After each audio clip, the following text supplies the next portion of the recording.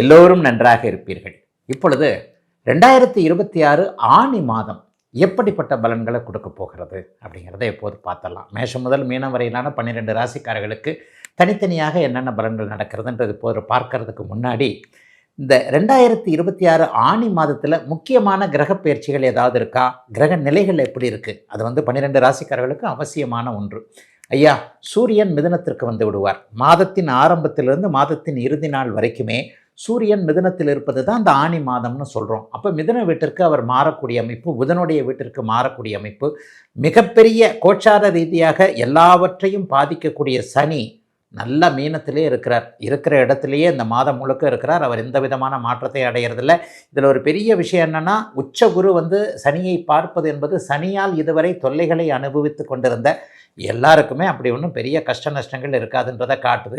சனிக்கடுத்து 2ஆம் நிலை நல்ல கிரகமான குரு பகவான் இப்போ தான் போன ஜூன் மாதம் 2ஆம் தேதி தான் மாறி இருக்கிறார். ஒரு 10-15 நாட்களுக்கு முன்னாடி மாறினது. கடகத்தில் அவர் உச்சகுருவாக இருப்பது மிகப்பெரிய யோகம்.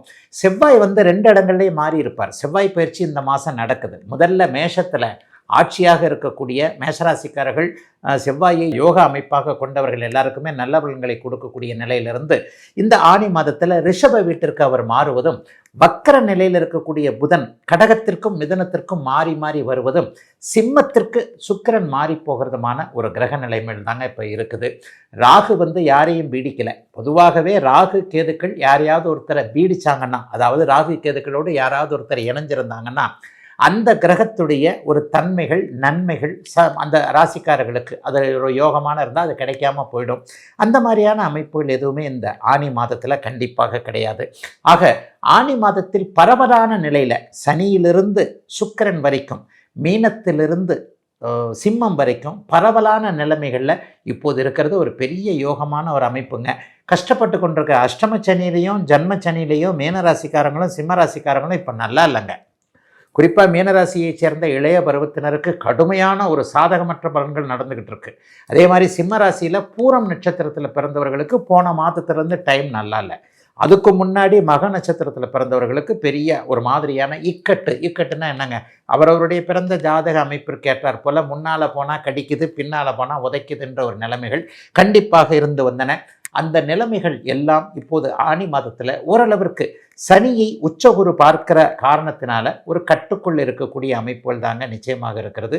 பெரிய சோதனைகள் எதுவும் இப்போதைக்கு கண்டிப்பாக வராது. 12 ராசிக்காரர்களுக்கும் சுபர்கள் என்று சொல்லப்படக்கூடிய புதன் குரு சுக்கிரன் 3 பேருமே இந்த ஆனி மாதத்தில் கடக வீட்டில் உச்சமாக இருக்கக்கூடிய தன்மை, ஆனி மாதத்தின் நடுப்பகுதியில் ஆனி பௌர்ணமி என்று சொல்லப்படக்கூடிய, அப்படியே அந்த ஆனி மூலம் என்று சொல்லப்படக்கூடிய அமைப்பில் ஒரு பௌர்ணமி நிலைமைகளில் சந்திர அதியோகத்தில் அந்த புதனும் சுக்கிரனும் குருவும் ஒரே நேரத்தில் ஜூலை மாதம் 1ஆம் தேதியாக இருக்கலாம். ஆனி மாதத்தின் நடுப்பகுதியில் ஆனி மாதத்தின் 15-16ஆம் தேதிகளில் பார்த்தீங்கன்னா பௌர்ணமி அமைப்பில் சந்திரனும் வலுவாக இருக்கிறார், புதனும் சுக்கிரனும் குருவும் கடகத்தில் வலுவாக இருக்கிறார்கள். ஆகவே கிட்டத்தட்ட எல்லோருமே ஓரளவிற்கு வரவேற்கக்கூடிய நல்ல மாதமாகவே அமைஞ்சிருக்குங்க இந்த ஆனி மாதம்.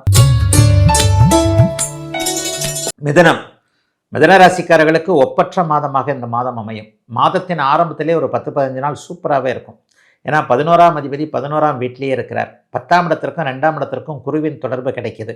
தர்மகர்மாதிபதி யோகம் முழுமையாக வேலை செய்யும். 9ஆம் அதிபதி 10ஆம் வீட்டில் இருக்க அவரை 10ஆம் அதிபதி உச்சம் பெற்று பார்ப்பது என்பது நல்ல அமைப்பு.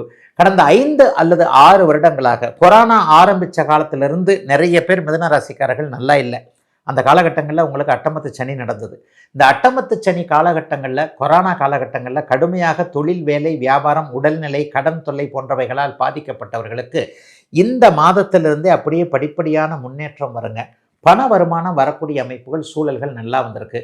மாதம் முழுவதும் உங்களுடைய ராசிநாதனாகிய புதன் வெகு நல்ல நிலைமையில் இருக்கிறார். புதன் என்ன நல்ல நிலைமையில் இருக்கிறார் அப்படின்னு பார்த்தீங்க அப்படின்னு சொன்னால், முதல்ல ஆட்சி பெற்ற அமைப்பில் இருக்கக்கூடியவர் அப்படியே ஆனி மாதம் 2ஆம் இடத்திற்கு மறுபடியும் வக்ரகதியில் அங்கேயே போகிறார்.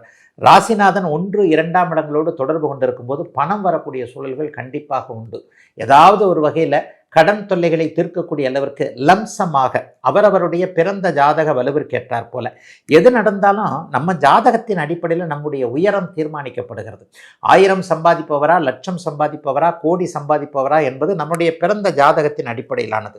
மிதுன ராசியில் எடுத்துக்கிட்டிங்கன்னா எல்லா தரத்திலையும் middle class, upper middle class, மிகப்பெரிய பணக்காரர், ஏழையிலும் பரம ஏழை போன்றவர்கள் மிதுன ராசியில் எல்லா லெவல்லையும் இருப்பீங்க. இவர்களுடைய பிறந்த ஜாதக அளவிற்கு ஏற்றாற் போல நல்ல பணம் சம்பாதிக்கக்கூடிய 10 மடங்கு, போன மாதத்தை விட ஒரு 10 மடங்கு பணம் சம்பாதிக்கக்கூடிய அமைப்புகள் இப்போது உண்டு. மாதத்தின் இறுதியில் 15ஆம் தேதிக்கு பிறகு, ஆணி மாதம் 15ஆம் தேதிக்கு பிறகு சகோதரரால் செலவுகள் வரக்கூடிய அமைப்பு, சிலருக்கு சகோதரரால் சண்டை சச்சரவுகள் வரக்கூடிய அமைப்புகள் இருக்குங்க.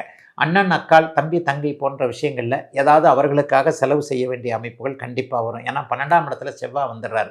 செவ்வாய் 12ஆம் இடத்துலேருந்து வந்து 6ஆம் இடத்தை பார்த்தானாலே ஒன்று அண்ணன் தம்பி தங்கச்சினால ஏதாவது ஒன்று காசு பணம் செலவு பண்ண வேண்டி வரும், அல்லது அப்பா அம்மாவுக்கு மருத்துவ செலவுகள் வந்திருக்கு, என்ன பண்ணுறது நான் தான் பண்ணி ஆகணுன்ற மாதிரியாக ஏதாவது ஒன்று மனசு கஷ்டப்படக்கூடிய அளவிற்கு, ஐயா 10 நாள் 15 நாள் கொஞ்சம் காசு வந்ததுன்னு பார்த்தோம், அதுக்குள்ளே டக்குன்னு ஒரு சின்ன செலவு வருது, இப்படி வருது இப்படி வருது, நான் என்ன பண்ணுறது, நான் தான் செலவு பண்ணணுன்ற மாதிரியாக சில முணங்கி கொண்டே இருந்தாலும் கூட செலவுகள் செய்ய வேண்டிய அமைப்புகள் உண்டுங்க.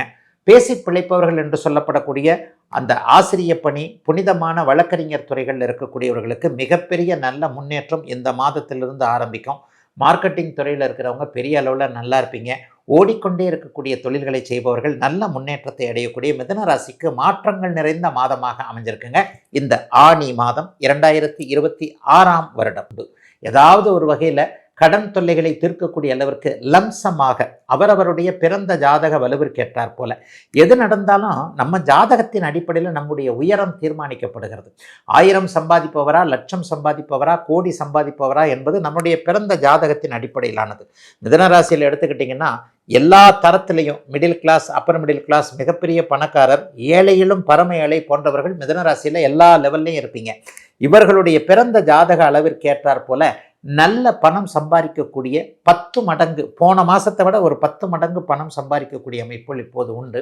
மாதத்தின் இறுதியில் 15ஆம் தேதிக்கு பிறகு, ஆணி மாதம் 15ஆம் தேதிக்கு பிறகு சகோதரரால் செலவுகள் வரக்கூடிய அமைப்பு, சிலருக்கு சகோதரரால் சண்டை சச்சரவுகள் வரக்கூடிய அமைப்புகள் இருக்குங்க.